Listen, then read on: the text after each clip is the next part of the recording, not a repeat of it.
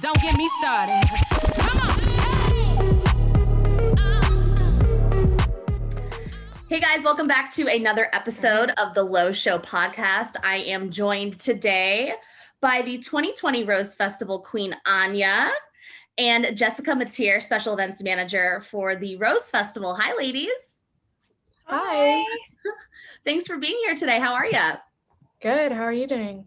Doing well, thank you. Thank you for having us. Yeah. Absolutely. I'm very excited to talk with you both today. One, just to get an insight on how you guys are handling, an amazing tradition in Portland during these crazy times that we call COVID, as well as the experience that you've had, Queen Anya, being the reigning queen of, the last year or so, again, in these trying times. So I definitely want to, first off, let everyone know that you guys are currently taking applications for the next court and queen and scholarship. Can we talk a little bit about how they can do that, what it's about, the scholarship that it includes and all of that fun stuff? Perfect. So you're right. We are currently accepting applications. They can be found on our website at rosefestival.org. The deadline is February 24th. And so we're already getting them in, and we've had our first of our 3 info sessions, and you can sign up for the other 2 info sessions again on rosefestival.org as well. The program itself is a scholarship, mentorship, empowerment program for female students in the Portland area. We have 13 traditional positions with traditional schools, and then our 2 metro positions that cover Clackamas and Washington and Multnomah County schools, which is really, really fun. So we have 15 positions every year, and those each come with a scholarship, and it's $3,500 for each student. So that's from Randall, from Marsha Randall, and she's, such a very generous donor from Randall Realty, but also Unitas Community Credit Union sponsors the whole program, and they provide a female executive mentor for each of the members of the court. And this is someone that will stay with them. This is the start of a relationship, a mentorship that'll go on after the program ends as well. That's so awesome. We love that. And it's definitely, I feel like, the year of collaboration and working with as many resources as you can as we, dive into this craziness that, like I said before, is COVID. We're definitely all wearing more hats than we initially started with, or crowns, I should say, in this particular instance. But I really love the idea of the mission that you guys, provide, and the program for, the young women in this community. What is the process of the court and like how it's chosen? Because you mentioned it's more than, one female that can participate or that gets chosen. Is it like a group of princesses, and then there's like a voting process of how the queen is decided? How does that all happen? So we have the 15 positions. So there are 15 young women on the court, and all of them get the scholarship and the mentorship. And from those 15 women on the court comes the queen. Those positions are all designated by a school. So our first selection will be on March 29th, and I think that's Cleveland. So we'll get the Cleveland princess on that day. We do community interviews. So all of the young women go through the same interview process, whether there's 100 applicants, they all go through the same panel interview process. And then for the traditional schools, the 13 of those, the schools have a vote as well, and that's 50% of the process. And the way we choose the queen has changed many times over the years. We've had a court since 1932, and it's been scholarships since then. But this last year, we had a really unique way of doing it. We really threw back to our history, because it was very difficult to get the princesses in a room with judges for them to meet them and have conversations. And so they went very back to the beginning, and had the young women, when they first met, after they'd been doing all these Zoom meetings, and Anya can speak to the ways they connected, they actually voted for their own queen among themselves. And so that's how Anya was chosen, was by her peers. Wow, I love that so much. So Anya, that's a perfect segue to one of my questions for you. what has been the most rewarding part of being the past year's Rose Festival queen for you personally? Yeah. I think the thing that I've enjoyed the most is, well, there are two things. The first one is just being able to continue representing all of the other wonderful 14 other princesses who were on the court with me. And like Jessica said, they all voted for me to be their queen, which made it even more special. And that's not something that I take lightly. I really, really appreciate that. And it means a lot to me that they saw my value of representing the court longer than just our travel season. So just being able to continue representing those wonderful ladies is one of my favorite parts. The other part is just being able to continue the tradition of having a queen when in a year when we didn't even know if we were going to have a travel season. Everything was so up in the air and we weren't sure how it was going to play out. So just like a little bit of normalcy in these times in terms of Portland's tradition and still being able to carry on that. That's been really exciting for me to be able to do. I love it. What do you think has been the most challenging part of being the 2020 queen? I'm sure there's a few things that come to mind, but one that you've kind of been like, well, this isn't ideal. I think that there are several events that I would have gone to that have gotten canceled, obviously to be in accordance with guidelines and to be safe and healthy, which I am upset about, but also at the same time not, because I know why they're canceled. And then each year, the reigning queen gets to visit Taiwan in February for a festival that they have over there. And I will not be able to go, unfortunately. So that's probably the biggest thing that I was looking forward to, but I still really enjoy at least having the title of being this year's queen. Absolutely. Now, I'm not trying to put you in a bad spot, Jessica, by any means, but once things start to go back to normal, would Queen Anya be, invited back for the parades and maybe that special Taiwan trip, maybe with the next queen? Is that something that maybe you guys are trying to work out for? Absolutely. We are trying to find ways to, in a way, make up to Anya for some of the things, the experience that she wasn't able to have. She will forever be our 2020 queen, which is going to be one of the most unique courts ever. The relationship we have with our sister city in Kaohsiung, Taiwan, Portland and Kaohsiung are very close and have a lot of back and forth travel.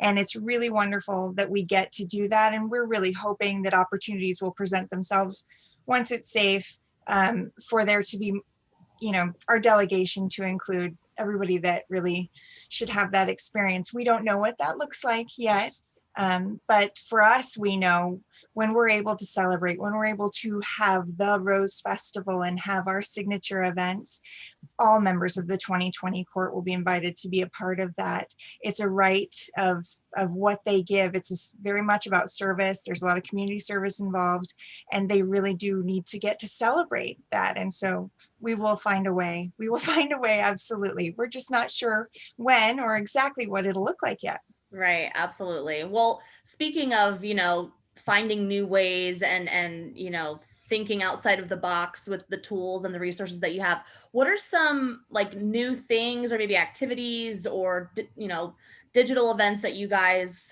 maybe have come up with during the past year to kind of make up for not having in-person activities or events? Well, one of the great parts, oops, sorry, go ahead, Anya, you start. Yeah, I was just gonna say, so half of us on the court got an in-person crown announcement ceremony, and half of us ended up having it over Zoom. So we actually did most of the judging process before any of this happened, so it was pretty easy at that point. So we had our court, and normally the way it works is the court is selected, and then we don't even meet until around May when the court starts. I mean, there are a few info sessions and things like that. But this year, because we were all at home and everything was turning virtual, our court chairs decided that they were going to set up Zoom meetings for us weekly. And so we actually got to meet each other way earlier than we imagined. And it was just like conversations of just getting to know each other, talk about how we're feeling during this pandemic, because things were so rapidly changing at the time that we were doing these Zoom calls. And we would do like games over Zoom and just like get to know each other. We'd have like a weekly topic that we'd talk about, and each week we'd have a certain like dress theme that we do, and we come to the Zoom call all dressed up in that certain thing, whether it was like dress up as Disney characters, dress up in all pink, things like that. So that was kind of a cool thing, and maybe that will continue to be implemented in future courts, but that was definitely something different this year that I really enjoyed. Awesome. What were you going to say, Jessica? I was just going to say, we learned a lot of lessons. One of the great things, one of the positive things that came out of last year was we learned ways to help our court connect with each other. And we're taking that forward and using some of those lessons that they learned in creating the program this year and finding more ways for them to interact and engage not only with each other, but with their mentors from Unitas. I love it. That's so awesome. Going back to the application process, Queen Anya, excuse me, if there's any advice that you could give to some of the new applicants, what would you say? Yeah, I have a couple things. First, so I was a senior when I got onto the court, and obviously now I'm a freshman in college, but I actually applied my junior year because juniors and seniors are able to apply. And the way that the judging works is you have the community judging from your school with people from your school, and then it's brought down to 4 finalists who then go to the school and give a speech at the school, and then the school votes and the community judging votes and the school votes are combined to decide who's princess. So I made it to the final 4 my junior year, and then I didn't end up getting the title of being princess from Lincoln. And I honestly gained so much from just going through the process of applying, getting recommendations, my transcript, everything, and preparing these speeches in front of judges, memorizing a speech. I don't think I've ever memorized a 3-minute long speech before. Hard. And it was just such a new experience, and it was a little nerve-wracking, obviously, because you don't know exactly what it's going to be like. You have in the back of your head, I might not make it. And that's a little scary, but I really, really enjoyed the process, and I gained a lot from it, and it helped me a lot in like my public speaking and just being punctual and like making the deadlines of things that the Rose Court had in order to apply. And I really saw the value in it. And so I just decided that I was going to do it again. This is my senior year. I was like, if I get it, then that would be amazing. And if not, then it'll just be another learning experience. And obviously I went through it, and my school and the judges thought I would be a good fit for representing my school.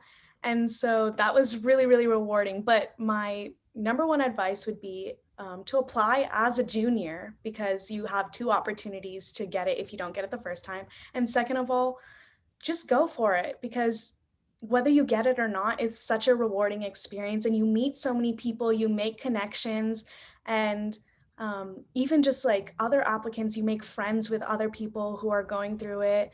And I think especially this year, it's super important. We're not getting a lot of like group